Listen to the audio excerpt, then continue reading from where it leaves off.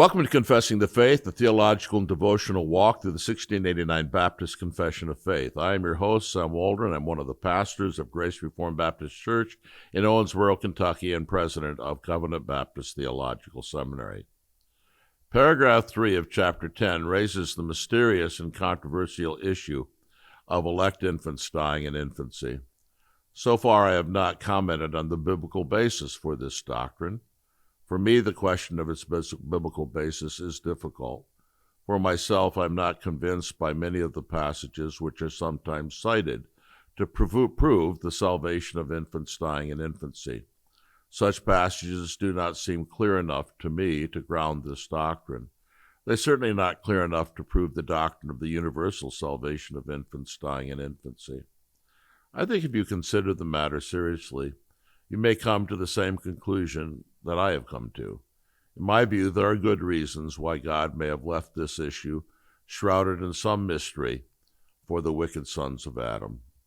But a practical question remains: what shall we say to those who mourn the death of an infant? The Scriptures may not be explicit, but there is much by way of implication that may be of comfort to grieving parents. Several truths may guide and comfort them. The first truth is this: the sinful guilt of infants must not be denied. The guilt is real. We are born and conceived in sin. Foolishness is bound up in the heart of a child. We are by nature children of wrath. There is no so-called age of accountability taught in the Bible, before which children are not sinful or accountable for their sins. Neither are the children of believers less depraved or even regenerate in contrast to the children of unbelievers. It is certainly true, however, that the guilt of infants is greatly limited as compared to adults, and the Bible clearly teaches the one who knows to do good and does it not, to him it is sin, and therefore guilt. But the second truth is this: the character of God must be considered, and I mean his mercy, justice, goodness, power, and sovereignty.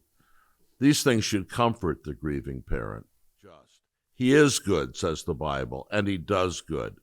And Genesis 18:25 reminds us with the question, shall not the judge of all the earth deal justly, that he is too good to be unkind and too wise to make a mistake? Nothing can prevent him from saving these children. John 3:8 says, the wind blows where it wishes, so is everyone who is born of the Spirit.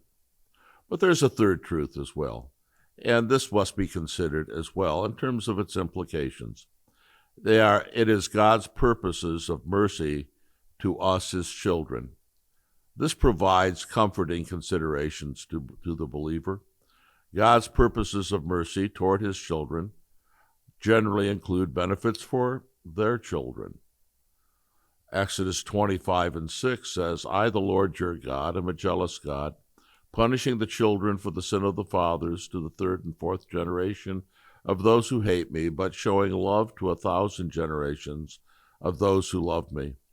God's purposes of mercy toward his children generally include benefits for their children.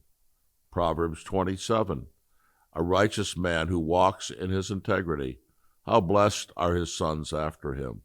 Psalm 112, verses 1 and 2, how blessed is the man who fears the Lord, who greatly delights in his commands.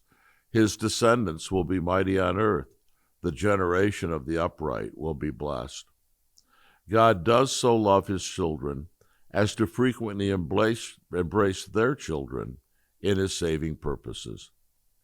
Now, such considerations do not satisfy carnal curiosity, nor will they subdue rebellious grief.